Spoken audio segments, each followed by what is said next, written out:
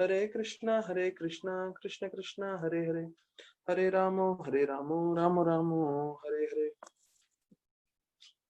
सभी भक्तों का स्वागत है जो आज भागवत कथा में एकत्रित हुए हैं, जिन्होंने इतना अपना मूल्यवान समय यहाँ पे जोड़े हैं हरि कथा के लिए। तो उन सबका धन्यवाद। और आज विशेष दिन है। आज का दिन जो है भगवान गोपीनाथ जी का आविर्भाव दिन है। आज के दिन उनको स्थापना किया गया था राधा गोपीनाथ में। तो आज मंदिर में भी जो है उनका जन्मदिन मनाया जा रहा है। यहाँ तक कि हमारे बीच वैसे रोज आते हैं मोहनानंद प्रभु जो है वो आज नहीं है, या अभी शायद थोड़ी देर बाद जुड़ जाएंगे। तो उन्होंने भगवान का आज का श्रृंगार के कपड़े भी बनाए हैं, वो उनकी माता जी सखी माता जी ने। तो आज जो है उनका, जैसे उन्होंने बताया, जन्मदिन आप बोल सकते हैं। तो ये आज विशेष दिन है। और आज हम भागवतम पे चर्चा नहीं करते हुए गोपीनाथ जी के आविर्भाव पे हम थोड़ा चर्चा करेंगे, क्योंकि जब हम गोपीनाथ जी के बारे में चर्चा करेंगे तो वास्तविक रूप में हम कृष्णा का ही चर्चा कर रहे हैं जो श्रीमद् भागवतम में दिया गया है। तो आज उनका खुद का, जैसे मैंने आपको बताया, जब भी आचार्य गण का आविर्भाव या तिरोभाव होता है तो उनकी विशेष कृपा मिलती है। तो विशेष रूप से आज जो है गोपीनाथ जी का आविर्भाव है, तो उनके लिए हम लोग को जो है हम उनके बारे में थोड़ी कथा सुनेंगे। तो मैं शुरुआत करूंगा प्रभुपाद से। प्रभुपाद ने अपने जीवन में जब वो प्रचार कर रहे थे, उन्होंने सबसे ज्यादा समय पूरे विश्व में बंबई में दिया, और सबसे ज्यादा समय दिया। और वो चाहते, उन्होंने यहाँ पे सबसे ज्यादा तकलीफ भी झेला। और विश्व भर में जितना भी प्रचार कार्य चल रहा था, जितना भी किताब वितरण चल रहा था, तो प्रभुपाद का दृष्टिकोण था कि भारत में 3 जगह पे मुख्य मंदिर मुझे बनाने हैं। एक था वृंदावन, दूसरा था मायापुर, और तीसरा था बम्बई। तो बम्बई को प्रभुपाद ऑफिस बोलते थे, मायापुर को बोलते थे मेरे पूजा की स्थान है, और वृंदावन मेरा घर है। तो बॉम्बे उनके लिए सबसे महत्वपूर्ण था, और उनको ऑफिस बुक के समान प्रभुपाद बोलते थे। अभी हमें मालूम है कि जब हम ऑफिस का बारे में वर्णन करते हैं तो ऑफिस एक जगह है जहां से हम सब कार्यकलाप करते हैं, जहां से हम पूरा अपना बिजनेस एस्टेब्लिश करते हैं और एक्सपैंड करते हैं। तो प्रभुपाद ने पूरे वर्ल्ड में जो है एक ही जगह को अपना ऑफिस बनाया, वो था मुंबई। और यहाँ से उनका ये दृष्टिकोण था कि वृंदावन भले ही मेरा घर है, मायापुर भले ही मेरा पूजा अर्चना करने का जगह है, पर यहाँ पे ऑफिस के द्वारा मैं ऐसे कार्य करूंगा, ऐसे प्रचार करूंगा, ऐसा एक्सपेंशन करूंगा जिससे विश्व भर में असर होगा, और विशेष रूप से मायापुर और वृंदावन में भी। तो यहाँ बंबई में हम देखते हैं प्रभुपाद जी को सबसे ज्यादा मुश्किल और तकलीफ झेलना पड़ा। अगर आप देखें तो जो जूहू का हमें लैंड था, उसके लिए भी प्रभुपाद जी को बहुत मुश्किल, बहुत तकलीफ झेलना पड़ा। तो जब शुरुआत में उन्होंने जो लैंड लिया था, तो प्रभुपाद के शिष्य ही उनको बोल रहे थे कि ये 1970 की बात है। तो वो बता रहे थे कि उस समय वहां पे जूहू का एरिया पूरा जंगल जैसा था, और लोग ज्यादा रहते थे चर्च गेट के साइड में। तो वो लोग प्रभुपाद को बोल रहे थे, प्रभुपाद वो जंगल में कौन आएगा, और उधर जाके हमें क्यों मंदिर खड़ा करना है। लेकिन आप देखिए प्रभुपाद का तो दृष्टिकोण था, और उन्होंने इतना युद्ध किया। वो विशेष रूप से मिस्टर एन करके बोलते हैं प्रभुपाद लीलामृत में, जो बहुत अलग अलग तरीके से प्रभुपाद को धोखा देना चाहते थे। और उन्होंने जो है कॉन्ट्रैक्ट कितनी बार कैंसिल कर दिया, पैसा खाने की कोशिश की। और प्रभुपाद एक बार बताते हैं कि मिस्टर एन में और हमारे में बहुत अंतर था। मिस्टर एन के पास बहुत सारा पैसा था, उसके पास पॉलिटिकल कॉन्टैक्ट थे, और उसके पास बहुत सारे, बोलते ना, गुंडे उंडों का पहचान, या जो जो भी है पहचान वहचान, पैसा सब कुछ था। फिर भी प्रभुपाद बोलते हैं हम विजय इसलिए हुए क्योंकि हमारे साथ कृष्ण था। तो ये महत्वपूर्ण है चीज कि जब भी हम कृष्ण के साथ रहेंगे, और भले ही हमारे पास भौतिक रूप से कुछ ज्यादा ना हो, पर विजय हमेशा भक्ति रहते हैं, जैसे प्रभुपाद हुए।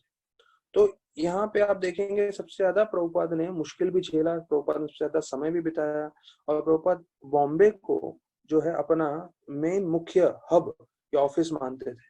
तो हमारा अहोभाग्य है कि हम भी बम्बई में हैं और हमें एक थोड़ा सा मौका मिला है ऑफिस में जुड़ने का, प्रभुपाद के हेडक्वार्टर्स में, और मदद करने का। तो प्रभुपाद बता के गए हैं कि हमेशा हमें क्या करना है, जो है जप करना है, श्रवण करना है, सेवा करना है। ये 3 चीज तो हमने कई बार भागवतम में सुना है, पर अभी ये 2 चीज आगे महत्वपूर्ण है। प्रभुपाद ने बताया अंग्रेजी में, you can show your love towards me by how you cooperate.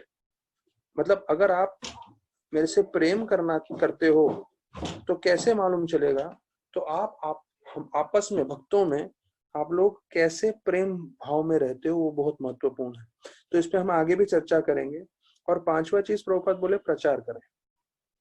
तो उससे जो है, देखिए, एक भक्त सिर्फ अपने जीवन के लिए, अपने आध्यात्मिक उन्नति के लिए भक्ति करता है, और एक भक्त दूसरों के लिए करता है। इन दोनों में फर्क है। जैसे बताया जाता है कि अगर आप एक दिन किताब वितरण कर रहे हो, एक दिन किताब वितरण कर रहे हो, तो ये एक दिन किताब वितरण करना प्रभुपाद की पुस्तकों का, वो कोई योगी तपस्या करने के लिए पहाड़ पे 10 साल तपस्या करता है। सोचिए, पहाड़ पे तपस्या करना 10 साल के लिए कितना मुश्किल है, और उसको जितना फल मिलेगा उससे ज्यादा ऐसे भक्त को फल मिलेगा जिसने एक दिन किताब वितरण किया है। क्यों? क्योंकि वो जो योगी है वो सिर्फ अपने उद्धार के लिए उधर 10 साल तपस्या कर रहा है, पर ये जो भक्त है एक दिन में कम से कम हो सकता है नहीं बोल के 30, 40, 50 लोगों को मिलेगा और उसको किताब देने की कोशिश करेगा, और हो सकता है जितने लोग ने किताब लिया उनका जीवन बदल जाए। तो ये उदाहरण दिया जाता है बतलाने के लिए कि कैसे प्रचार बहुत जरूरी है। तो प्रभुपाद बता रहे हैं हमें जप करना चाहिए, हमें श्रवण करना चाहिए, हमें सेवा करना चाहिए, और ये 2 चीज अलग से उन्होंने महत्वपूर्ण बताया कि हमें झगड़ा नहीं करना चाहिए, हमें प्रेम से रहना चाहिए और प्रचार करना चाहिए। फिर प्रभुपाद बताए एक मुख्य चीज कि हमारे पास क्या है क्या नहीं है वो जरूरी नहीं है। क्या जरूरी है कि हम भक्ति भाव से सब कार्य करें, तब जो है कृष्ण भगवान हमसे प्रसन्न होंगे और हम जो है आध्यात्मिक जीवन में बढ़ भी पाएंगे। तो भक्ति सबसे महत्वपूर्ण है। तो ये वापस से मैं दोहराऊंगा, क्योंकि कई बार हम लोग जो है इस चीज में फंस जाते हैं कि मेरे पास ये नहीं है, मेरे पास वो नहीं है, मेरे पास ये क्षमता नहीं है, या मैं अंग्रेजी नहीं बोलता हूँ, या मेरे पास पैसा नहीं है, या फलाना फलाना जो भी आप सोचें। तो प्रभुपाद जी ने स्पष्ट बताया है कि आपके पास क्या है क्या नहीं है वो महत्वपूर्ण नहीं है। सबसे महत्वपूर्ण ये है कि आप जो है भक्ति भाव से सब करें, तो भगवान आपसे प्रसन्न होंगे। और कृष्ण भगवान के लिए आप सबसे सर्वोत्तम तरीके से सेवा करने की कोशिश करें, तब आप आध्यात्मिक रूप से तरक्की भी करेंगे। तो आज राधा गोपीनाथ का प्राकट्य का दिन है। तो महाराज बता रहे थे कि उनके एक गुरु भाई हैं श्याम सुंदर प्रभु। तो श्याम सुंदर प्रभु को जब उन्होंने एक दिन मंदिर में प्रवचन देने के लिए बताया, तो उन्होंने बोला कि 1971 की बात है, प्रभुपाद जी भारतीय युद्ध भवन में आए थे और वहां पे वो प्रवचन दिए। प्रवचन देने के बाद वो जो भारतीय युद्ध भवन से बाहर आए और वहीं पे खड़े रह के उन्होंने बताया श्याम सुंदर प्रभु को, ये जगह बहुत मुख्य है। और उन्होंने अपना जो उनकी जो छड़ी थी, वो छड़ी जो है हमारे 7 km मुंशी मार्ग जहाँ हमारी मंदिर है गोपीनाथ, उस तरफ करते हुए बोला कि यहाँ पे मंदिर होगा तो बहुत अच्छा रहेगा और यहाँ से प्रचार होना चाहिए। तो वास्तविक रूप में बताया जाता है 1971 में 71 में जो है प्रभुपाद ने पहले ही बीज दे दिया, और कई साल हो गए थे यहाँ पे प्रचार करने के बाद जो है जब श्याम सुंदर प्रभु ने ये बताया कि प्रभुपाद की इच्छा थी यहाँ पे मंदिर हो, तो राधानाथ महाराज और सब भक्त इतने खुश हो गए, और क्योंकि प्रभुपाद की इच्छा से यहाँ मंदिर जो है प्राकट्य हुआ है। तो राधानाथ महाराज बता रहे थे एक प्रवचन में कि कृष्ण भगवान जो है यमुना के तट पे बांसुरी बजा रहे हैं। हाँ, हम लोग जो भजन गाते हैं, जय राधा माधव कुंज बिहारी गोपी जन वल्लभ गिरिवर धारी, यशोदानंदन ब्रज जन रंजन, यमुना तीरा वनचारी। तो यमुना के तट पे कृष्ण भगवान जो है बांसुरी बजा रहे हैं। वही कृष्ण भगवान यमुना का तट छोड़ के चौपाटी का गंदा बीच के पास आके खड़े हो गए हैं। हाँ, और यहाँ पे राधा गोपीनाथ के रूप में जो है वो बांसुरी बजा रहे हैं, सिर्फ एक उद्देश्य से, यमुना को छोड़ के चौपाटी के गंदे बीच के पास आ गए। क्यों? कि बंबई के सारे लोगों का उद्धार कर सकें, सबको भक्ति दे सकें। तो 1988 का साल था जब राधा जो है गोपीनाथ जी का विग्रह को यहाँ लाए थे, और आज तकरीबन इस बात को 32 साल हो गए हैं। और 1988 से पहले बताया जाता है मुश्किल से उधर ब्रह्मचारी थे, और वो जो पूरा जगह था जो है चूहों से भरा हुआ था। इतना जो है एक भाड़े पे छोटा सा हमारे पास कमरा था, और उसमें भी बताया जाता है महाराज बोल रहे थे एक प्लास्टिक के जो विग्रह थे उनके पास, और उसकी पूजा कर रहे थे। और ऐसे स्थिति में जो है उन्होंने प्रचार चालू किया। तो सोचिए कितना संघर्ष किया है राधानाथ महाराज ने और भक्तों ने। अभी कोई जाके देखेगा तो इटालियन मार्बल है, सोने का जो है परत लगी हुई है, और सब टीक वुड में है, बड़े बड़े शैंडेलियर हैं, तो सब देखेंगे वाह वाह वाह वाह। लेकिन ये जो शुरुआत हुई है वो शुरुआत बहुत कम लोग जानते हैं, और शुरुआत ऐसा था सिर्फ हमारे पास एक छोटा सा कमरा था, वो भी भाड़े का, और वहां से पूरा चालू हुआ। तो राधानाथ महाराज कई चीजें महत्वपूर्ण चीज बताते हैं हमें, तो ये हमें हमेशा ध्यान रखना है हमारे आजीवन काल के लिए। तो महाराज पहला चीज बताते हैं कि हमारे मंदिर को, अभी सोचिए जैसे मैं बता रहा हूँ कि सिर्फ जो है एक छोटा सा कमरा था, और उस छोटे से कमरे से अभी आप लोग देखते हैं कितना विशाल मंदिर है, और कितने सारे हमारे पास गोविंदास उधर रेस्टोरेंट चालू हो गया है वगैरह वगैरह। तो इसके बारे में बताते हैं महाराज कि हमारे मंदिर की कामयाबी के पीछे जो है सबसे मुख्य चीज क्या है। तो महाराज बताते हैं मुख्य चीज ये हम सबको भी जानना है, क्योंकि अगर हम ये समझेंगे तभी हम प्रामाणिक रूप से जो है भक्ति कर पाएंगे। तो महाराज बताते हैं सबसे मुख्य चीज क्या है। हमने 4 चीज किया है। कौन से 4 चीज? महाराज ने बोला हमने साथ में जप किया है, कथा किया है, प्रसाद लिया है, और कीर्तन किया है। लेकिन ये जितनी भी चीजें हैं हमने, महत्वपूर्ण सबसे बात यह है कि हमने मिलके किया है, साथ में किया है। तो चैतन्य महाप्रभु ने कीर्तन नहीं बोला है, संकीर्तन बोला है। संकीर्तन मतलब सबको मिलके करना है। तो जब हम मिलके करते हैं तो उसका शक्ति बहुत रहता है। जैसे अभी हम कथा भी सुन रहे हैं, तो क्योंकि हम जूम पे कनेक्ट हो रहे हैं, सब साथ में मिलके कर रहे हैं, तो उसकी आध्यात्मिक शक्ति बढ़ जाती है। तो महाराज बोल रहे हैं इस मंदिर का कामयाबी के पीछे एक ही कारण है, हमने ये चारों चीजें मिलके की है। जप साथ में किया, कथा साथ में सुना, प्रसाद साथ में प्राप्त किया, और कीर्तन साथ में किया। तो ये चीज ध्यान रखना है, हमें आजीवन काल के लिए भक्तों के संग में ये 4 चीज करना है, जिसमें से कम 2 चीज तो हम लोग साथ में कर रहे हैं, जप कर रहे हैं और कथा कर रहे हैं। तो उससे भी जो है थोड़ा थोड़ा प्रेरणा मिल रहा है। लॉकडाउन में इतना 4 महीना हो गया है, अगर ये कथा नहीं होता तो शायद मैं खुद भी भ्रमित हो जाता था बिना भक्तों के संग में। लेकिन आप लोग सब हैं और आप लोग के साथ जो है हरि कथा करने को मिल रहा है, तो इतना जो है मालूम नहीं चल रहा कि भाई भक्तों का संग नहीं मिल रहा, मंदिर नहीं जा पा रहे हैं वगैरह वगैरह। तो महाराज बताते हैं भक्ति में हम प्रगति कब करते हैं? जब हम जिम्मेदारी लेते हैं। जितना हमने जिम्मेदारी लिया उतना हम भक्ति में प्रगति करेंगे। और यहाँ पे गोपीनाथ में आप देखेंगे एक पूरा समाज है, कम्युनिटी बना है।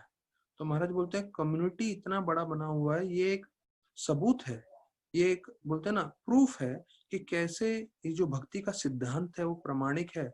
और भगवान को बीच में रख के केंद्र बिंदु बना के अगर हम कोई समाज बनाए तो वास्तविक रूप में समाज अवश्य सफल होगा, या जो समुदाय है भक्तों का वो अवश्य जो है बढ़ेगा और कामयाब भी होगा। अगर आप देखें जगन्नाथपुरी में अगर ये जो गोपीनाथ के द्वारा कुछ हजारों भक्त मुंबई भर में फैल गए हैं और वो सब सेवा कर रहे हैं और भक्ति कर रहे हैं, ये जो मॉडल है वास्तविक रूप में भारतवर्ष का मॉडल है ही। अगर आप जगन्नाथपुरी में देखेंगे तो अभी जैसे जैसे समय बढ़ते जा रहा है, लोग अपना अपना व्यवसाय कर रहे हैं, पर पहले पूरा का पूरा जगन्नाथपुरी का केंद्र कौन थे? जगन्नाथ जी। जितने भी उधर के निवासी थे सब लोग जगन्नाथ जी के भक्त थे, सब लोग पूरी तरह से नियम पालन करते थे, सब लोग भगवान की भक्ति करते थे। और अगर श्री रंगनाथ जाएंगे, श्री रंग क्षेत्र में, वहां पे भी ऐसे ही है, रंगनाथ जी थे पूरे। तिरुपति बालाजी जाएंगे तो वहां पे भी वैसे है कि भगवान कृष्ण वहां पे सेंटर में थे, बालाजी थे। ऐसे आप देखेंगे उडुपी में जाएंगे, उडुपी कृष्ण है, पूरा शहर जो है उनकी सेवा के लिए लगा रहता था। लेकिन जैसे जैसे कलयुग बढ़ते जा रहा है तो लोग भगवान को छोड़ के अपना व्यवसाय कर रहे हैं, अपने अपने चीजों में लग रहे हैं। पर वास्तविक रूप में आप भगवान को केंद्र रख के सब कार्य करें, यहाँ तक कि अपना व्यवसाय भी करें, लेकिन भगवान को केंद्र रखें, तो उससे आध्यात्मिक पूरी तरह से प्रगति होता है। तो प्रभुपाद जी को पूछा गया एक रिपोर्टर ने कि आप कोई जादू दिखा सकते हो क्या, मिरेकल? तो प्रभुपाद जी ने बहुत अच्छा उदाहरण उत्तर दिया जो हम सबके लिए बहुत लागू है। प्रभुपाद जी ने बोला, आपको जादू देखना है तो ये देखिए जितने भी भक्तगण बैठे हैं, तो जितने भी टेम्पल हॉल में भक्त लोग थे, तो प्रभुपाद ने बताया ये मेरा असली जादू है। क्यों? क्योंकि ये भक्तगण जो है पूरे भौतिक जीवन में लगे हुए थे, तो भौतिक जीवन से वो पूरी तरह से आध्यात्मिक जीवन में जुड़ गए हैं, यही मेरा जादू है। तो जादू में ऐसा नहीं है कुछ गायब करना है या जो दिखता नहीं है वो एकदम से प्रकट करना है। असली जादू तो ये है कि आप लोगों के जीवन को परिवर्तन कर रहे हैं, उनको भगवान से जोड़ रहे हैं। तो एक मुख्य चीज है जो शायद काफी भक्तों को मालूम नहीं होगा, ये तकरीबन 1992 की बात है। 88 में प्रारंभ हो गया था, विग्रह भी आ गए थे, पर उस समय इतना मुश्किल तकलीफ चल रहा था इस मंदिर में, क्योंकि ये इस्कॉन का भाग नहीं था।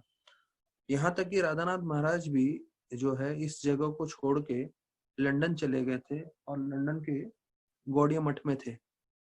तो वहां पे बताया जाता है कि विशेष रूप से श्रीनाथ जी प्रभु जो हैं, जो अभी नहीं रहे, तो वो गए लंदन में और गौड़िया मठ में, और महाराज के साथ उनका कम से कम 5 घंटे का चर्चा हुआ।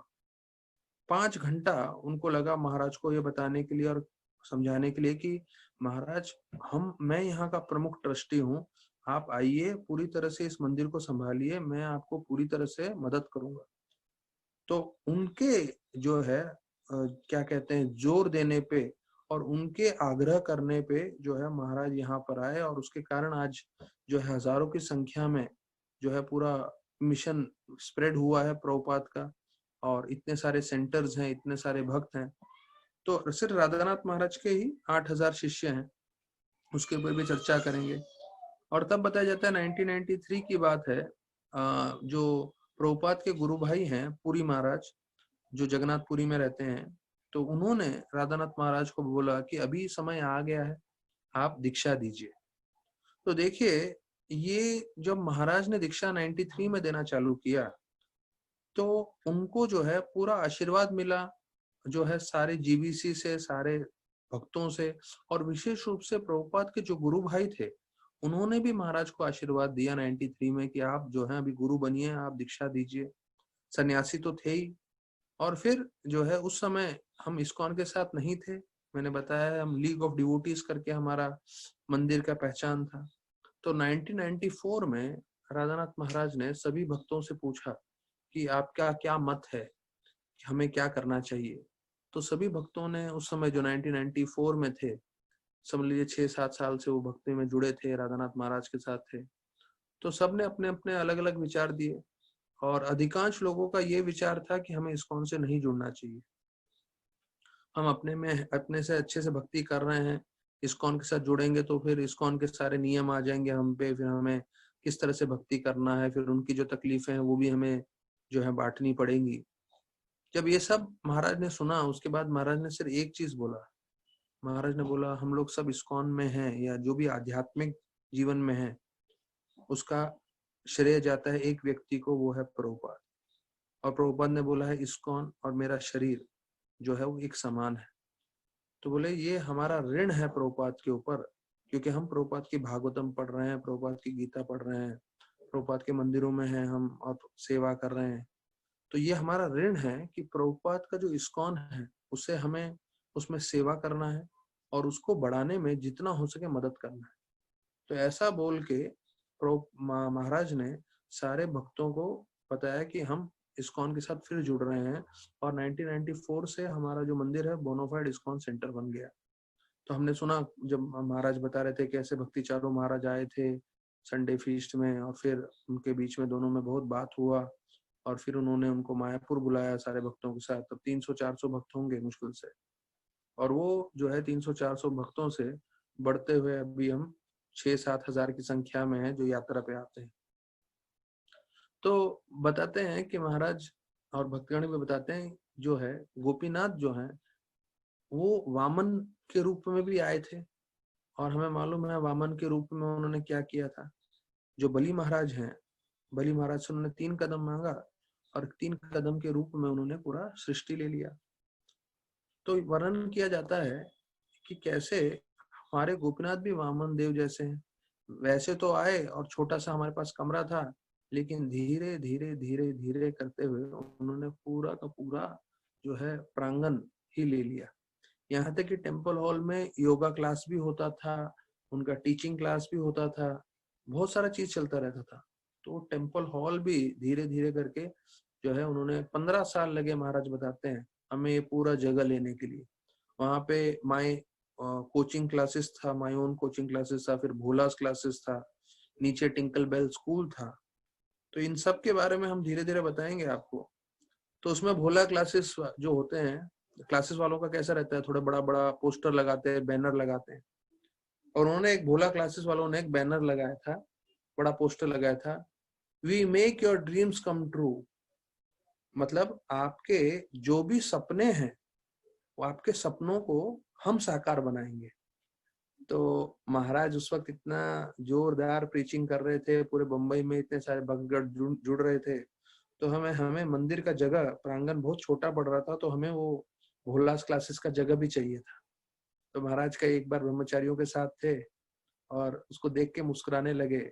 उन्होंने लिखा था अंग्रेजी में कि हम आपके सपने साकार करते हैं।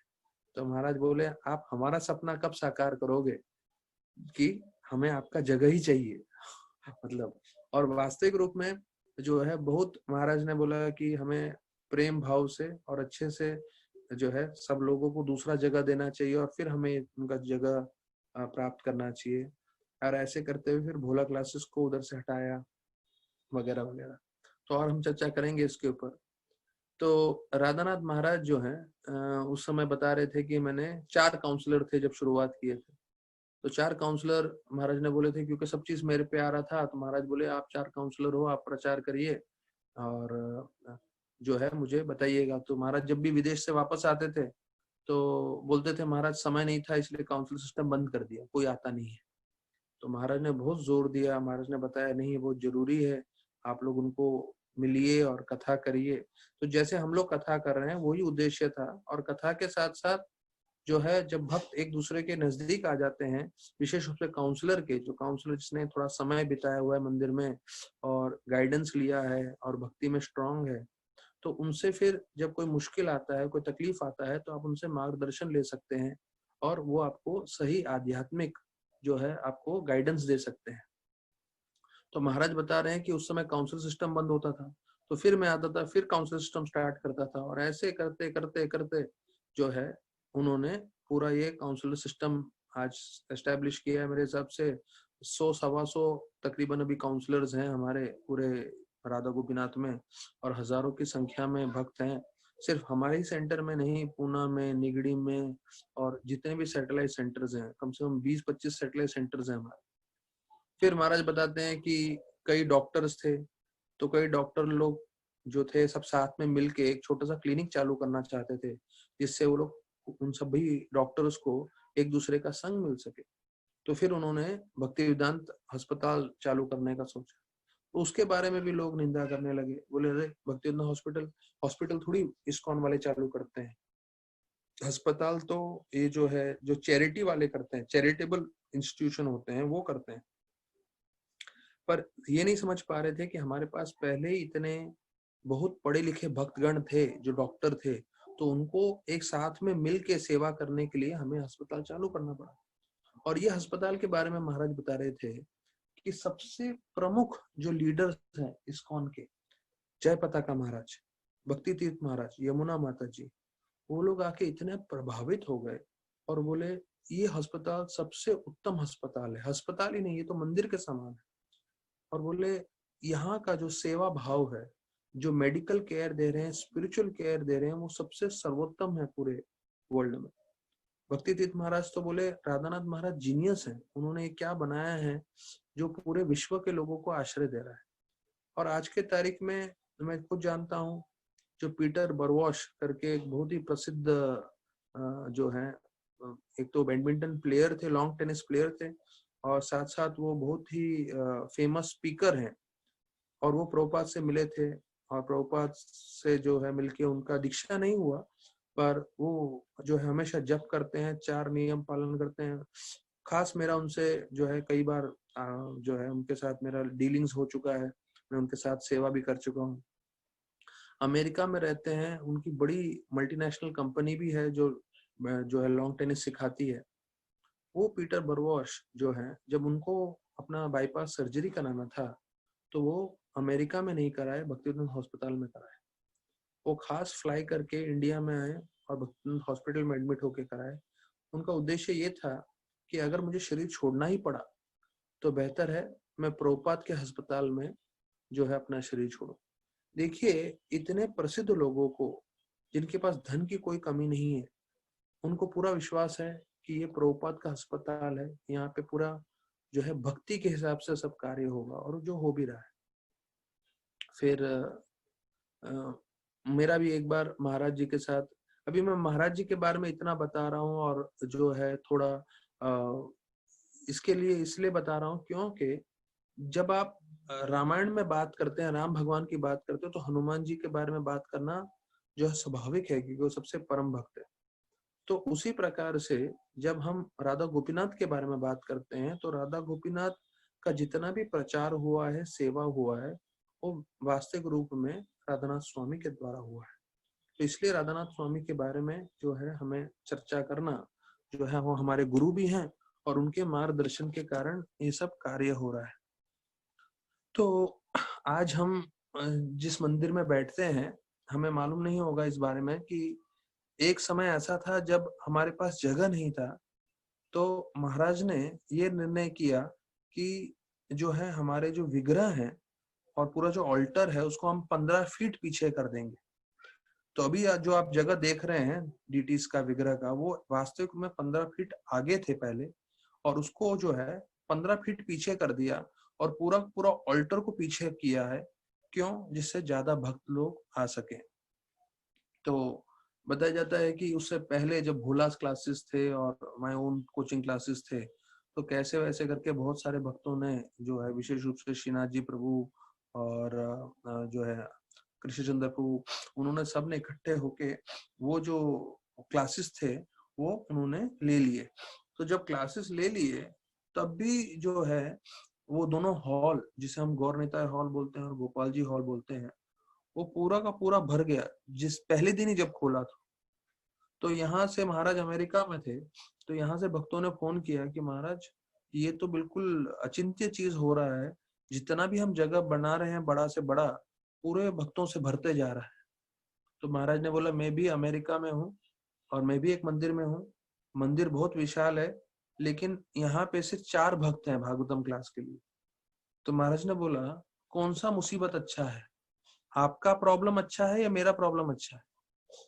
तो भक्तगण बोले महाराज ये प्रॉब्लम अच्छा है, यहाँ पे इतने ज्यादा भक्त हैं, जगह ही नहीं है कहीं उनको बैठाने का। तो आप लोगों को मैं बताता हूँ, ये जो इतना प्रचार हुआ है, महाराज ने कितना मेहनत किया है, उसके ऊपर मैं आपको एक आध दो उदाहरण देता हूँ। तो राधानाथ महाराज जब प्रचार के लिए जाते थे, और विशेष रूप से उनके जो मेन डिवोटीज है कृष्णचंद्र प्रभु, उनको तो प्रोग्राम से आते थे 11 बजे तक कार्यक्रम करके, तो 11 बजे के बाद वो गाड़ी में ही बैठकर जो है मंदिर के बाहर, जो जहाँ मंदिर है हमारा गोपीनाथ, उसके बाहर गाड़ी में रुक के कृष्णचंद्र को कुछ प्रश्न रहते थे, तो वो प्रश्न पूछते थे। और दोनों के बीच में जो बात होता था वो रात को 1-2 बजे तक चलता था। तो जब भी महाराज उनको प्रचार करते थे, फिर वो वापस आके उनको उनके घर पे प्रोग्राम करते थे या कुछ होता था, फिर महाराज वापस छोड़ने आते थे।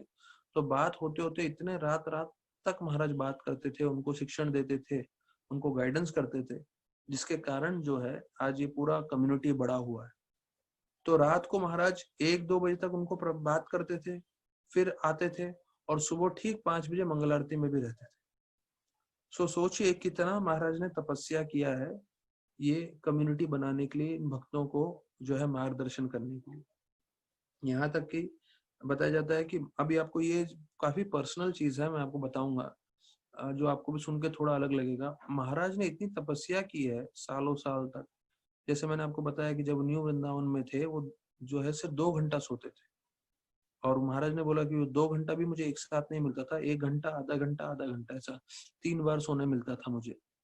तो इतना महाराज ने मेहनत किया है, सिर्फ 2 घंटा सो के कितने सालों तक। तो इतनी तपस्या करने के बाद महाराज का जो पेट की आंतड़ियां हैं या जो डाइजेशन है, वो पूरी तरह से बिगड़ा हुआ है। महाराज कुछ भी हजम नहीं कर सकते। मतलब महाराज एक सिंपल खाना खाएंगे तो महाराज का हाजमा होगा, नहीं तो महाराज हाजमा कर ही नहीं सकते। तो उनका डाइजेशन बहुत खराब है। यहाँ तक एक अमेरिका के डॉक्टर ने बोला था, मैंने इतना बेकार जो है परिस्थिति किसी भी व्यक्ति का देखा नहीं, इनका तो बहुत ही हालत खराब है हाजमे। और फिर भी महाराज जब भी किसी भक्त के घर पे जाते थे, तो वहाँ की जो माताएं हैं वो उनके लिए, महाराज के लिए बहुत प्रेम से खाना बनाती थी, अलग अलग चीजें, रोटी है, सब्जी है, चावल है, वगैरह वगैरह सब। तो महाराज सब खाते थे। और मैंने देखा है दूसरे भक्त थे जो सिर्फ दूध लेते थे रात को। तो दूध क्यों लेते थे? क्योंकि उनका भी हेल्थ ठीक नहीं रहता था, पर वो दूध लेते थे। तो एक तरह से ठीक है दूध ले रहे हैं तो, लेकिन महाराज उनका भी तबीयत ठीक नहीं रहता था, वो हजम भी नहीं कर सकते हैं वो सब, लेकिन फिर भी खाते थे। और जब रात को मंदिर में आते थे तो उनको मुंह में हाथ डाल के पूरा का पूरा वॉमिट करना पड़ता था। क्यों वॉमिट करना पड़ता था? क्योंकि पेट में रहेगा जो भी उन्होंने खाया है, तो वो जो है पचने वाला है ही नहीं, क्योंकि इतना खराब है महाराज का तबीयत। लेकिन वो पूरा बाहर निकालते थे, इसीलिए कि जिससे जो है भक्तों को अच्छा लगे कि महाराज हमारे इधर आए तो महाराज ने प्रसाद खाया। तो ऐसे भक्तों को प्रसन्न करने के लिए महाराज ने इतना जो है तपस्या किया है। तो महाराज बताते हैं कि इतना उन्होंने और उनके जो प्रमुख भक्त हैं उन्होंने इतना तपस्या किया है, अपना जीवन जो है पूरा, कितनी बार तो ऐसा हुआ है कि महाराज का जीवन ही पूरा रिस्क पे था, महाराज शरीर छोड़ने वाले थे। इतना सब करना पड़ा है, तब जाके इतना बड़ा भक्तों का समूह जो है आया है। तो राधानाथ महाराज अम्बरीश प्रभु को बोल रहे थे, एक वीडियो था, वो था 1990 का मतलब।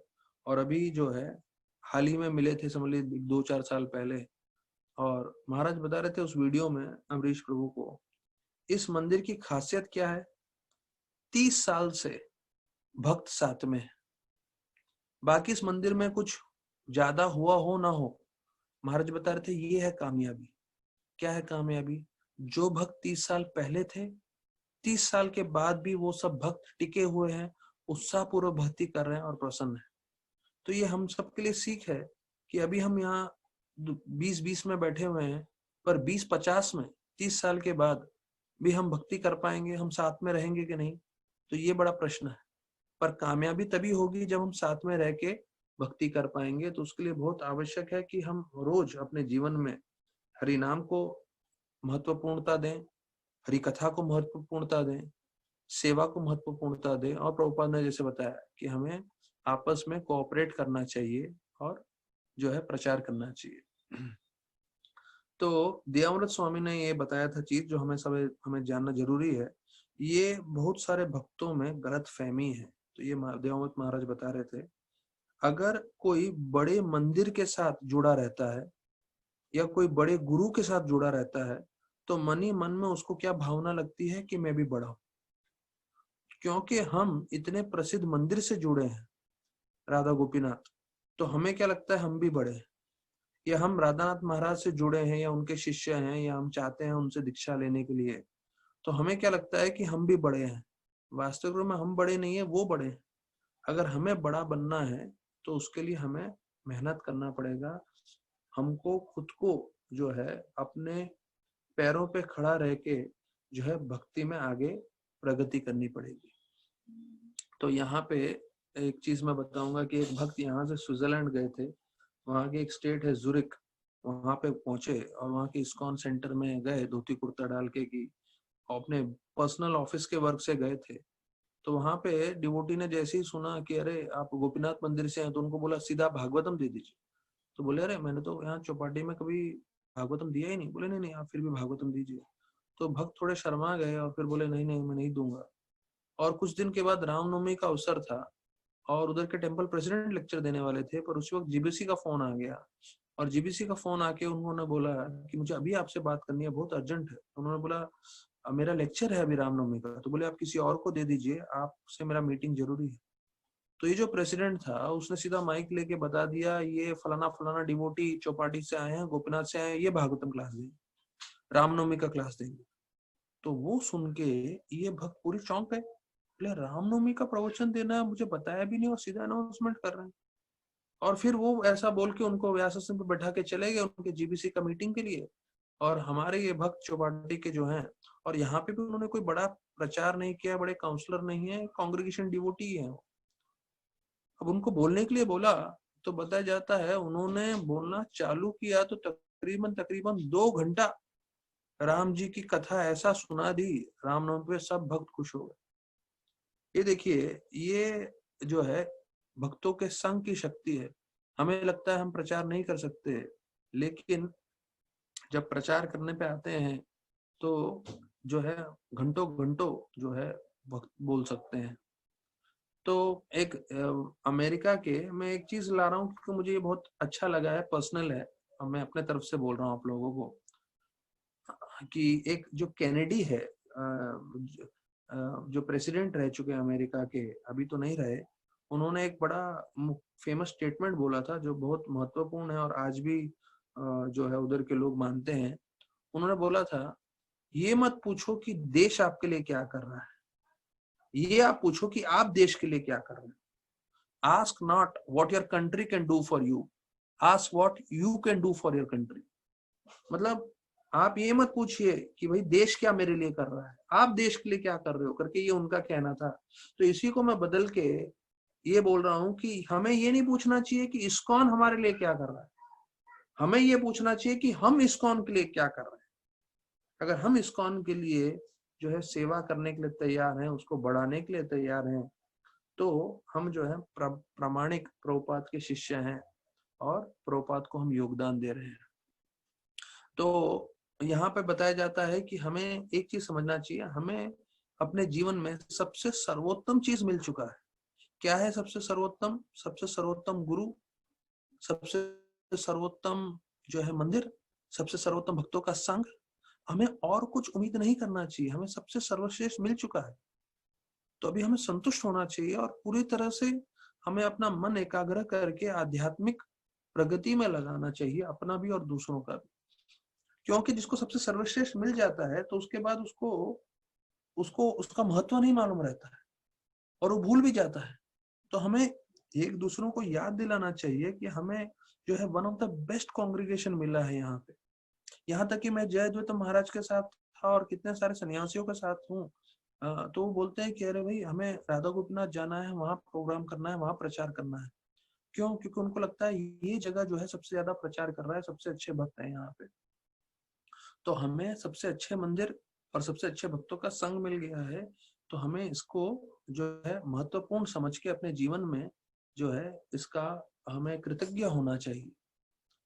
फिर बताते हैं प्रभुपाद जो है कभी भी अपनी तबियत को लेके जो है कभी नाराजगी नहीं बताई। उन्होंने कंप्लेन नहीं किया कि मेरी तबियत खराब है, मैं इतना बूढ़ा हूँ, रात भर जाग के मैं भागवतम ट्रांसलेट कर रहा हूँ। नहीं, देखिए आप प्रभुपाद जी का दृष्टिकोण समझिए।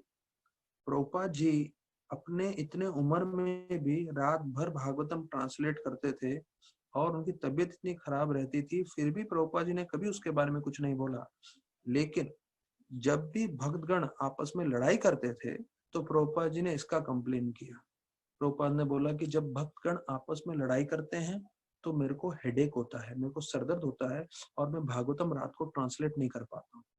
तो इसलिए प्रभुपाद जी ने मुख्य चीज बोला कि आप अगर अपना प्रेम बताना चाहते हो तो आपस में आप लोग प्रेम से रहिए।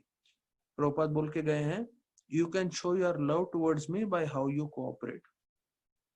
तो जैसे आप कोऑपरेट करेंगे आपस में तो जो है वास्तविक रूप में आप जो है मुझे अपना प्रेम बता सकते हो। तो राधानाथ महाराज बताते हैं कलयुग का एक लक्षण है कि हम द्वेष करते हैं और द्वेष करते हुए हमें जो है बहुत गलत व्यवहार आता है, एरोगेंस आता है और जिससे झगड़ा होता है। तो सबसे पहले इसको अगर हमें आपस में प्रेम से रहना है, झगड़ा नहीं करना है, तो किसी भी भक्त से हमें द्वेष नहीं करना चाहिए, यह बहुत जरूरी है। तो महाराज बताए हैं हमारा सिर्फ एक ही अस्तित्व है। क्या है वो अस्तित्व? हम दास अनुदास अनुदास है, मतलब भक्तों के दासों के दास हैं हम, यही हमारा अस्तित्व है।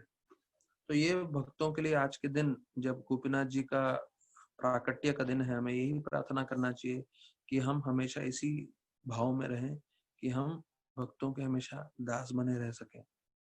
महाराज बताते हैं कि हमें जब दीक्षा मिलता है तो सबका अलग अलग नाम होता है दीक्षा पे, जैसे तुलसी विलास दास, हरिबोलानंद दास, रघुनाथ दास, तो सब अलग अलग नाम है। लेकिन नाम में सबसे मुख्य चीज क्या है महाराज बताए? दास।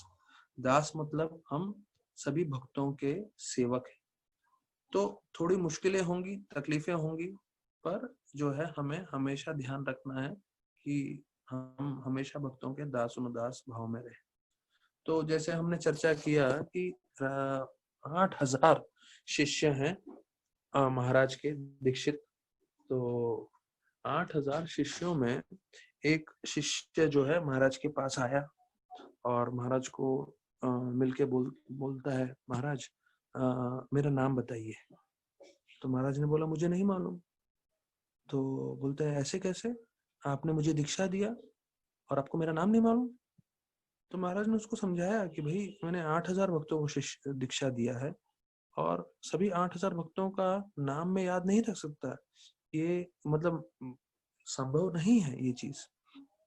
तो महाराज फिर हम लोग को काउंसलर्स मीटिंग में ये चीज बता रहे थे कि सभी भक्तों को आपको बताना चाहिए, काउंसलर्स हैं जो प्रीचर्स हैं, आपको ट्रेनिंग ऐसे देना चाहिए उनको ये बताने के लिए कि गुरु के वाणी की तरफ आप आकर्षित रहिए। क्योंकि जो गुरु की वापी है, मतलब शारीरिक संग है, वो सब लोग नहीं प्राप्त कर पाएंगे। जैसे प्रभुपाद जब थे तो सिर्फ कुछ लोग थे जो प्रभुपाद के संग में रहते थे, बाकी पूरा का पूरा इस्कॉन जो है प्रभुपाद का सिर्फ प्रवचन सुनता था। तो उसी प्रकार से बताते हैं कि महाराज बता रहे थे कि इतना बड़ा हमारा भक्तों का समूह है जिसमें इतने 8,000 तो जो है दीक्षा हो चुका है और अभी हो सकता है और 4,000 के करीब भक्त दीक्षा के लिए रुके होंगे। तो महाराज ने बताया उनको ये चीज बताना है कि जब मैं प्रवचन दे रहा हूँ तो हर एक व्यक्ति को ऐसे समझना चाहिए कि ये मैं प्रवचन उनके लिए दे रहा हूँ और जो भी मुझे मुख्य चीजें बतानी है तो मैं प्रवचन के द्वारा सबके लिए बताता हूँ। तो सभी भक्तों को लगता है अरे मैं महाराज से अगर एक बार अकेले में मिल लेता और महाराज मुझे अलग से इंस्ट्रक्शन देते थे। तो महाराज बोले मुझे किसी को अलग से इंस्ट्रक्शन देने की जरूरत नहीं है, मैंने सभी भक्तों को जो भी मुझे बताना है मैं अपने प्रवचन में बताता हूँ। तो वो महाराज ने बताया। और फिर महाराज बताते हैं कि कैसे ब्रह्मचारी जो आश्रम था उस समय जब ये 1990 की बात है तो बहुत बुरा हालत था।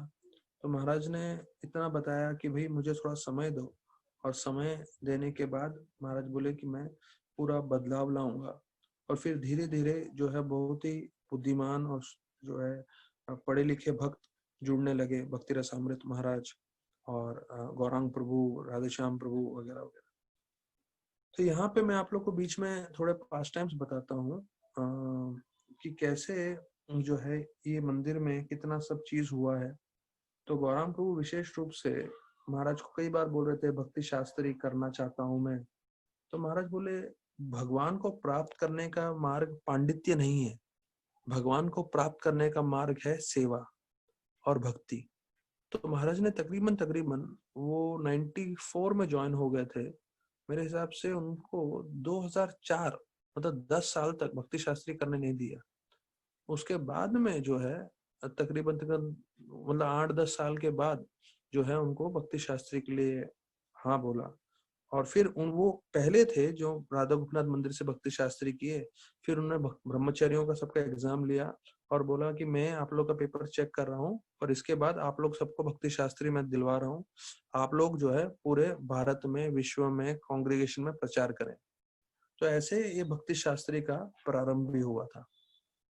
फिर बताया जाता है कि पहले दयामृत प्रभु जो अभी भक्ति रसमत महाराज हैं, वो कितना ध्यान रखते थे छोटी छोटी चीजों का। अब इतना बड़ा हमारा भक्तों का समुदाय है, पर हमें जानना चाहिए कि उससे पहले, इतना बड़ा समुदाय आने से पहले एक एक छोटी चीजों का ध्यान रखते थे।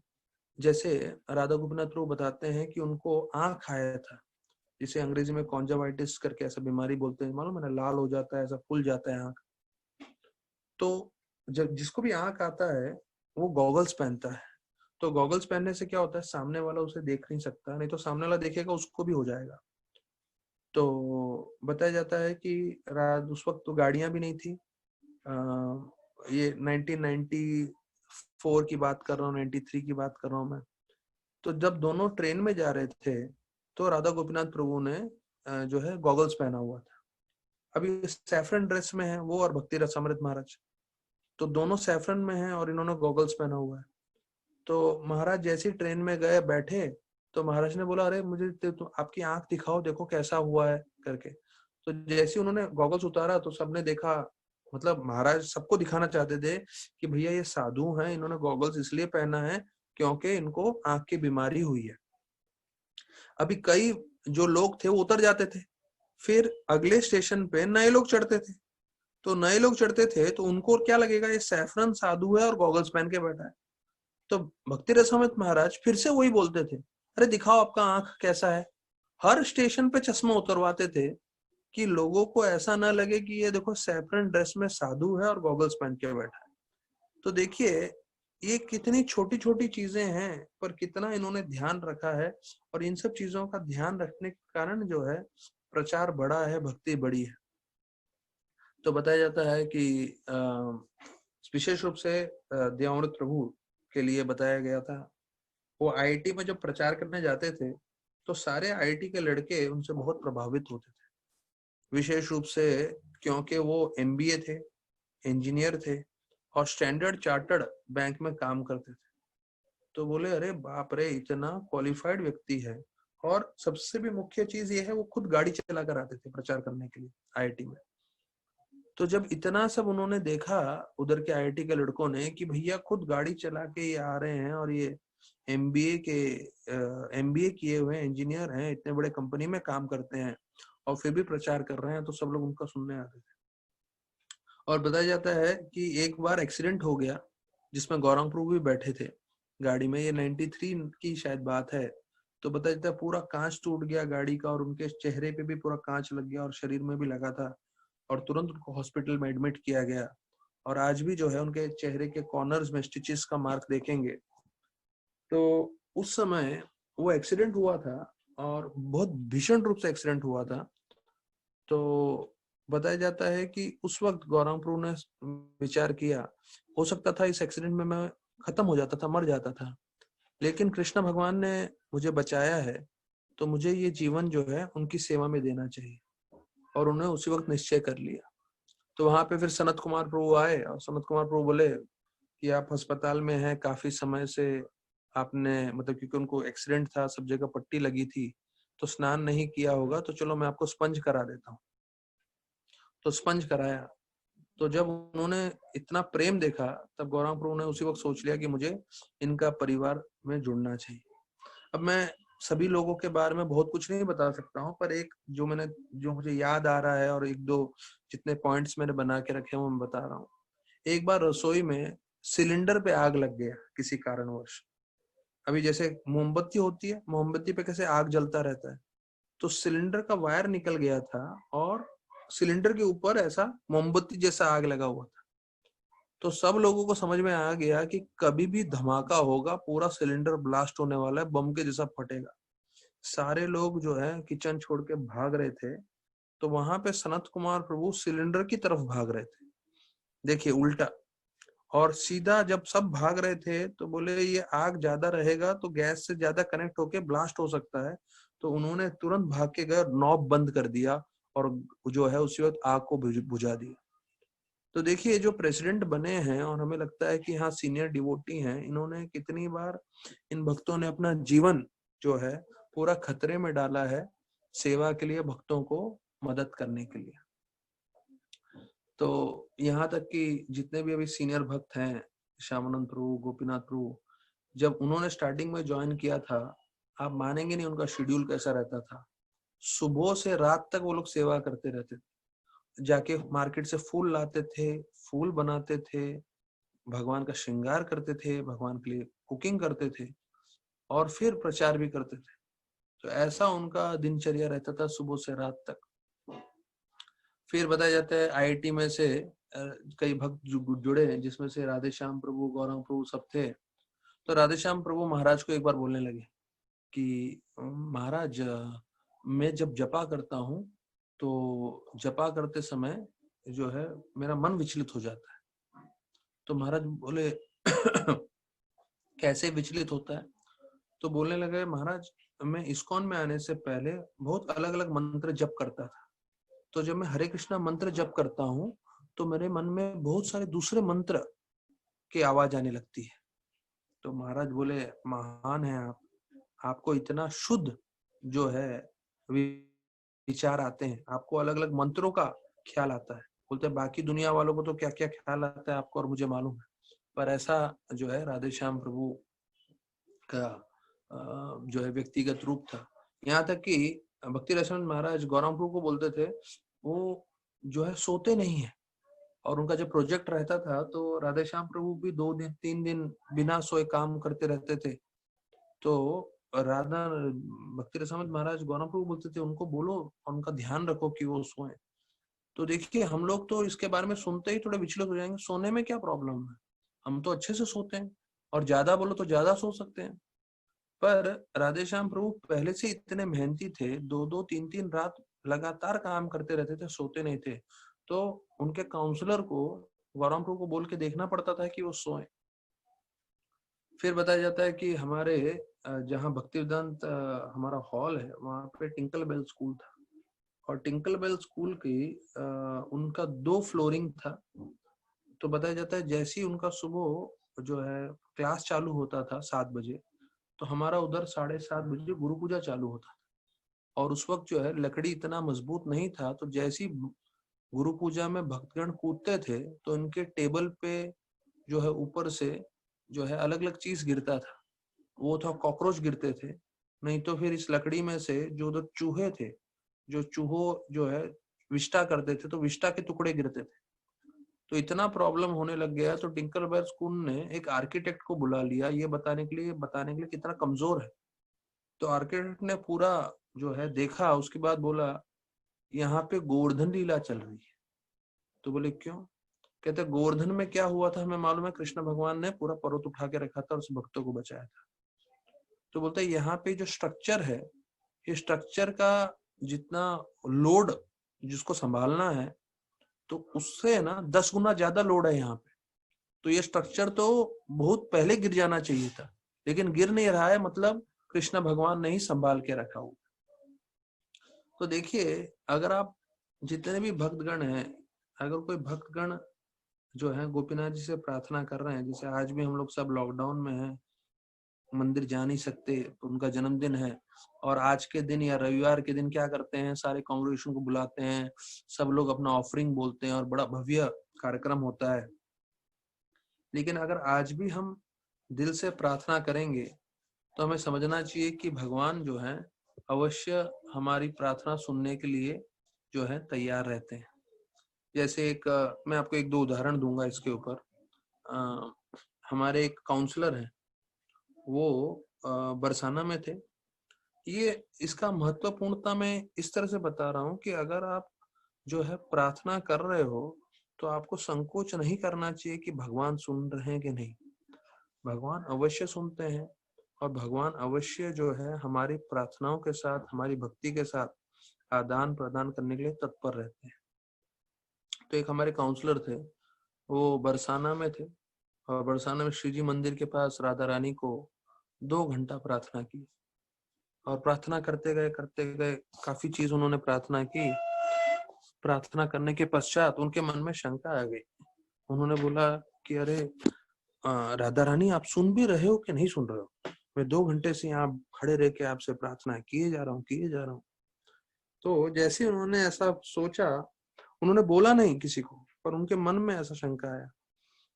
तो वहीं पे पुजारी जो है, पुजारी एकदम से निकल कर आया और उसने जो है एक राधा रानी को इत्तर अर्पण करते, इत्तर मतलब जो खुशबूदार महक होता है, तो वो उसका एक पूरा कॉटन का बड़ा ऐसा जो है लकड़ी पे लगा के रखते हैं, भगवान को अर्पण, राधा रानी को अर्पण करते हैं। तो वो उन्होंने लाके सीधा इन काउंसलर के हाथ में दे दिया और बोला आप पे राधा रानी की पूरी कृपा है। तो देखिए, मन ही मन में काउंसलर सोच रहे थे 2 घंटे के पश्चात भगवान मेरे बारे में, मैं इतना प्रार्थना कर रहा हूँ, सुन रहे हैं क्या? पर उसी वक्त राधा रानी ने उनका पुजारी के द्वारा उनको इत्तर का भेजा और ये बतलाया कि वास्तविक रूप में वो सुन रहे हैं, वो स्वीकार कर रहे हैं। हमारे दूसरे एक हैं ब्रह्मचारी एकलव्य प्रभु, वो नरसिंह देव के सामने मायापुर में प्रार्थना कर रहे हैं। वैसे ही घंटा भर हो गया, फिर उनके मन में भी यही विचार आने लगे, अच्छा नरसिंह देव भगवान, मैं आपसे इतना प्रार्थना कर रहा हूँ, आप सुन भी रहे हैं कि नहीं? तो बताया जाता है कि नरसिंह देव भगवान जो है शॉल पहनते हैं और वो जो है एक जो है प्लास्टिक का एक हल्का सा धागा होता है जिससे बांधते हैं वो लोग, जिससे दिखता नहीं है हमें, पर वो ऐसे हवा में लटकता है। जब उसने ये सोचा कि नरसिंह देव भगवान आप सुन भी रहे हो कि नहीं, मैं आपसे इतना प्रार्थना कर रहा हूँ, तो उनका तुरंत जो है शॉल जो रस्सी से बंधा हुआ था छूट गया और नीचे आया और उनके कमर में एक बड़ा तलवार लगाते हैं, जो वास्तविक रूप में आप देख नहीं सकते, वो शॉल के पीछे रहता है। लेकिन जैसे ही शॉल गिर गया तो पूरा उनका तलवार दिख गया। तो जैसे ही उन्होंने ये मन में सोचा कि नरसिंह देव भगवान आप सुन रहे हो कि नहीं, तभी उनका शॉल गिरा और इतना बड़ा तलवार दिखा। तो वो भी घबरा गए, बोले हाँ भगवान आप सुन रहे हो, मैं आप पे ऐसे ही शंका किया है। तो ये तो चलो भगवान के साथ आदान प्रदान हुआ। तो यहाँ पे आज सुबह को बता रहे थे, एक वाशी में भक्त रहते हैं, वो सोच रहे थे अरे गोपीनाथ को मालूम भी है क्या मैं सेवा कर रहा हूँ यहाँ पे? राधानाथ महाराज को मालूम भी है क्या? क्योंकि इतने सारे जो है समुद्र जैसे भक्त हैं, तो ध्यान रखना भी मुश्किल है। तो रोज सुबह को वॉक लेने जाते हैं और वॉक लेते जाते समय हमेशा महाराज का प्रवचन सुनते रहते हैं। तो ऐसी मन में चल रहा है उसके कि अरे जो है महाराज जानते भी हैं क्या मेरे को? और उसका नाम रमेश है। तो बोले अगर एक बार मैं महाराज के मुख से ये सुन लूं रमेश, तो जो है मेरे को पूरी श्रद्धा हो जाएगी कि भगवान मेरे को जो है जानते हैं और भगवान मेरे भक्ति जो मैं कर रहा हूँ, भले ही वाशी में रह के भगवान उसको स्वीकार कर रहे हैं। और तभी बताया जाता है वो लेक्चर सुन रहे थे, ऐसा सब मन में चल रहा है, किसी को बोल नहीं रहे वो, कि अगर एक बार भी महाराज मुंह से बोल दें रमेश, तो मैं समझ जाऊंगा कि भगवान स्वीकार कर रहे हैं मेरी भक्ति। तो वो लेक्चर सुनते हुए जा रहे थे और उसी वक्त हमारे मंदिर में जो है एक वृंदावन के नंद भवन के जो मुख्य पुजारी है वो आए। तो महाराज ने सीधा बोला, तो अभी हम जो है स्वागत करना चाहेंगे रमेश चंद्र गोस्वामी का। अभी ये उसके मन में चल रहा है, जो भक्त रमेश है, और उसी वक्त राधानाथ महाराज रमेश करके बोलते हैं हम उनका स्वागत करना चाहते हैं। तो ये भक्त इतना खुश हो जाता है कि अरे मैंने सिर्फ मन में सोचा, देखो कृष्ण भगवान ने कैसे आदान प्रदान करवा दिया और मेरे राधानाथ महाराज के मुख से मेरा नाम बुलवा दिया। भले वो रमेश चंद्र गोस्वामी को बोल रहे थे, पर उसके मन में यही था कि एक तो बार मैं महाराज के मुंह से अपना नाम सुनूं रमेश करके। तो देखिए, अगर हम प्रार्थना कर रहे हैं तो हमें ध्यान रखना चाहिए कि भगवान अवश्य हमारे साथ हैं और वो पूरी तरह से कृपा देने के लिए तैयार रहते हैं। तो अभी हम जिस समुदाय में जितना बड़ा विशाल भक्तों का समूह बन गया है, तो हमें कई बार लगता है अरे वो पहले के दिन बहुत अच्छे थे जब हम कब भक्त थे। तो महाराज बोलते हैं नहीं, ये गलत धारणा है। जितने ज्यादा भक्त उतना ज्यादा सेवा करने का मौका मिलता है। तो पहले हम जो है महाराज बताते हैं, पहले जो है 30-40 लोग संडे फीस्ट में बैठते थे और संडे कार्यक्रम में, और आज वही फेस्टिवल में 3-4 हजार लोग आते हैं। यात्रा में महाराज जब 88 में लेके जाते थे तो 30-40 लोग रहते थे, आज वही 30-40 7-8 हजार के संख्या में बढ़ गए हैं। तो जितने सारे भक्तगण बढ़ेंगे तो उतना हमें सेवा करने का मौका मिलेगा।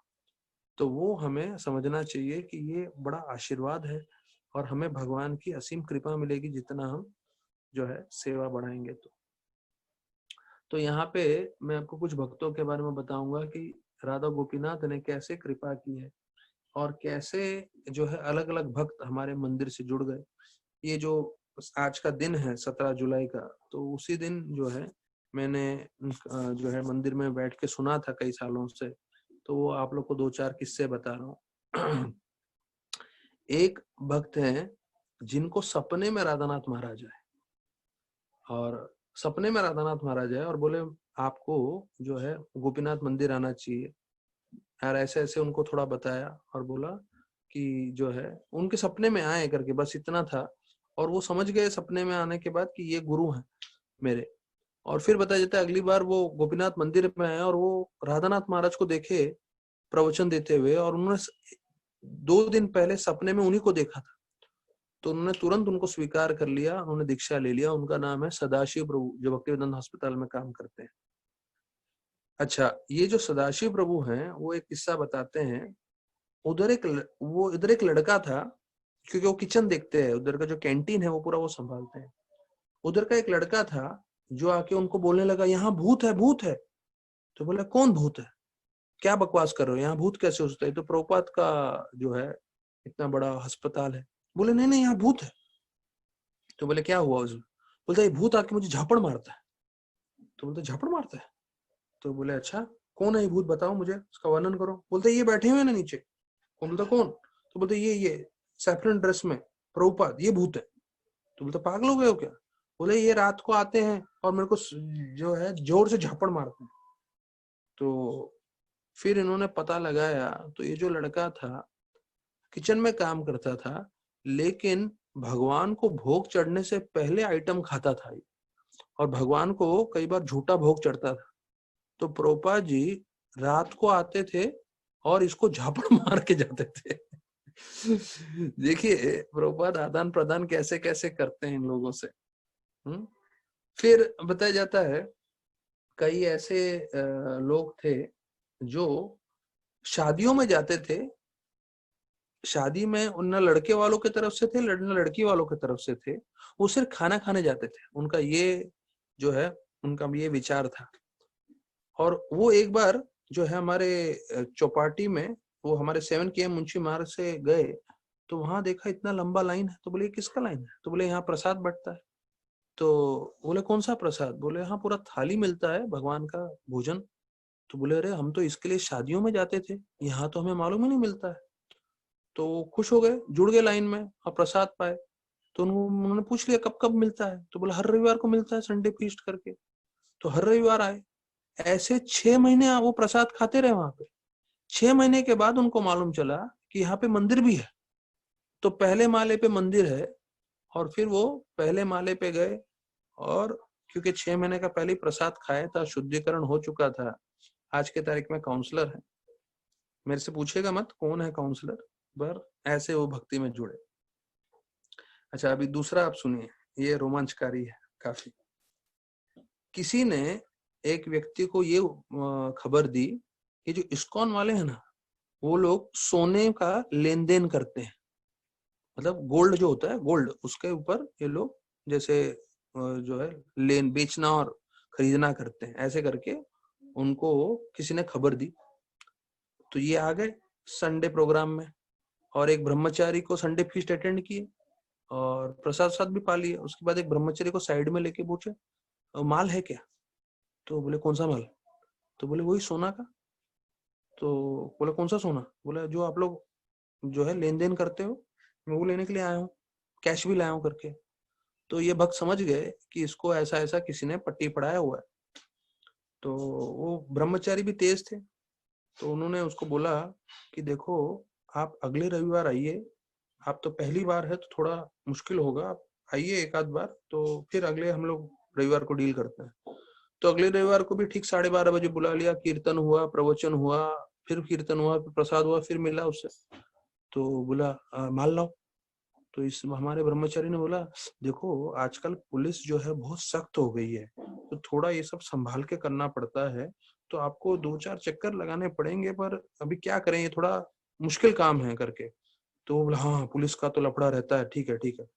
तो ऐसे करके उसको गोल घुमा घुमा के हर संडे को बुला बुला के प्रवचन सुना के प्रसाद खिला खिला के वो पूरा डिवोटी बन गया। उसको समझ में आया सोना वोना कुछ नहीं है, यहाँ तो सोने के रंग के चैतन्य महाप्रभु है जो शुद्ध भक्ति दे रहे हैं, और आज की तारीख में वो दीक्षित भक्त है। राधा गोपीनाथ की जय। अच्छा, ये अभी आप सुनिए, ये एक और ये तो सबसे रोमांचकारी आप लोग को लगेगा कहानी। एक प्रोफेशनल जो है गुंडे, जिसको सुपारी दिया था एक डिवोटी को जो है उसके ऊपर आक्रमण करने के लिए।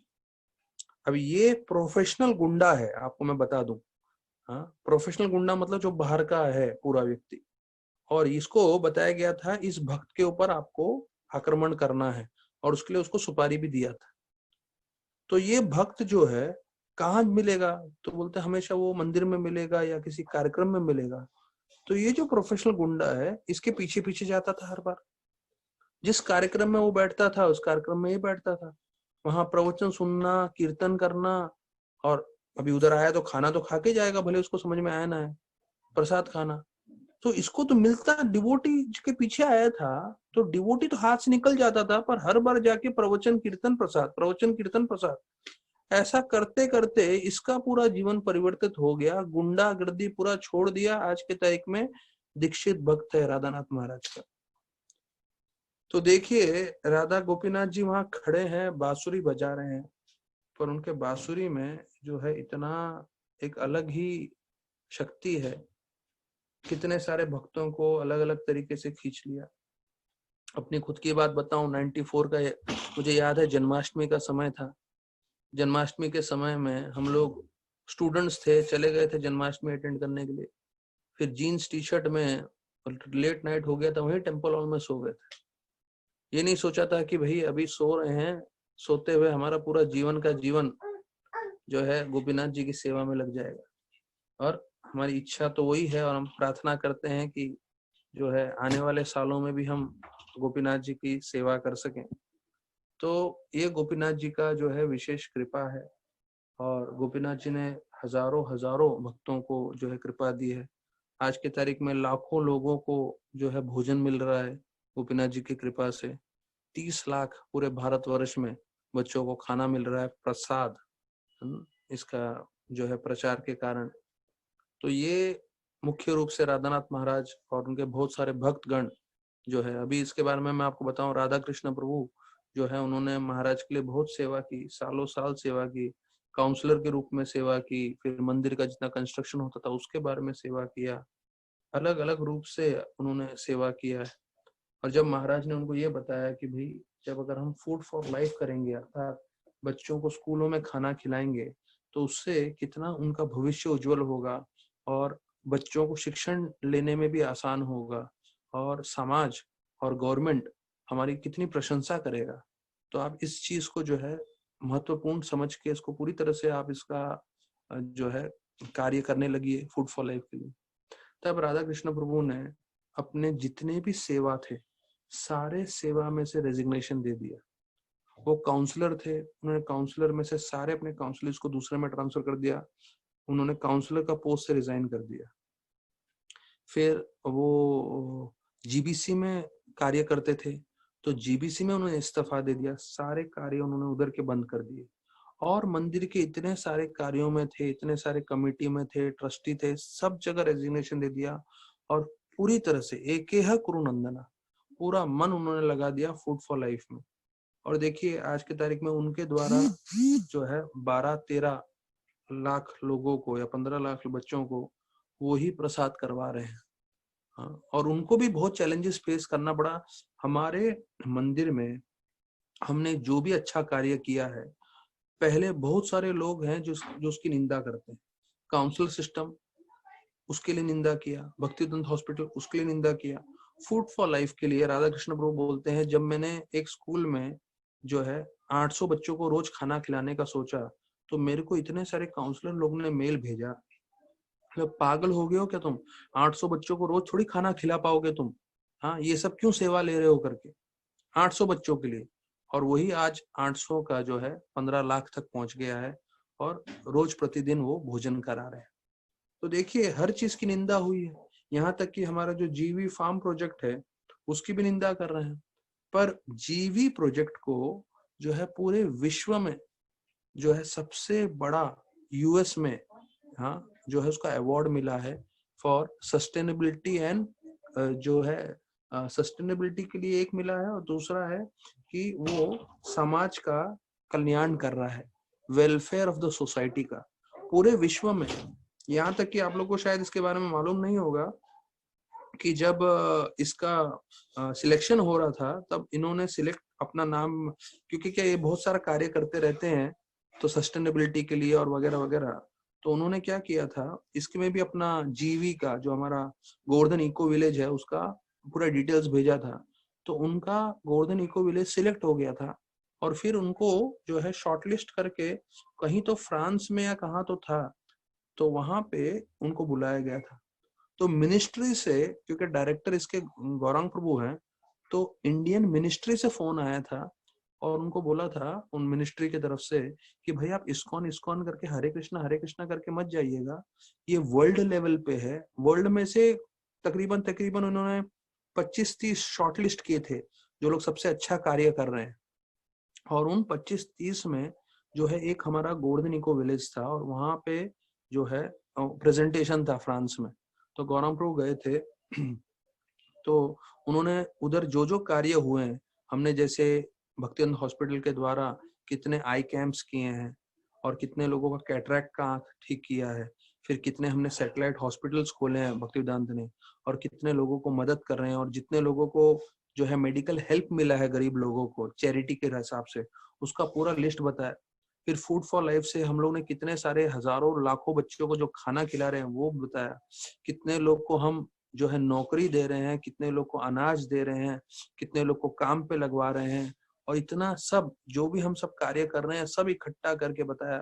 तो ये जो 30 जो अलग अलग विश्व से लोग आए थे वर्ल्ड के, उसके अंदर गोवर्धन इको विलेज को फर्स्ट प्राइज मिला है जो पूरे वर्ल्ड में एक्सेप्टेड है, और इंडिया का नाम जो है रोशन हुआ। तो गौरांग प्रो का आप वीडियो भी देखेंगे, उसमें वो नरेंद्र मोदी जी को धन्यवाद कर रहे हैं और राधानाथ महाराज को धन्यवाद करते हुए वो अवार्ड ले रहे हैं। तो देखिए हम जो भी कर रहे हैं उसको लोग निंदा करते हैं, पर हमें जो है ये समझना चाहिए कि बहुत महत्वपूर्ण कार्य है गोपीनाथ जी की सेवा, उनके भक्तों की सेवा, और उन सब का जो नींव है वो है नाम जप, और वो है भागवतम, और वो है वैष्णव सेवा। तो ये जो नींव है वो हमें बनाए रखना है, और विशेष रूप से जैसे महाराज बताते हैं संग में करना है। चैतन्य महाप्रभु ने सिखाया है संग कीर्तन, कीर्तन करना है लेकिन संग में।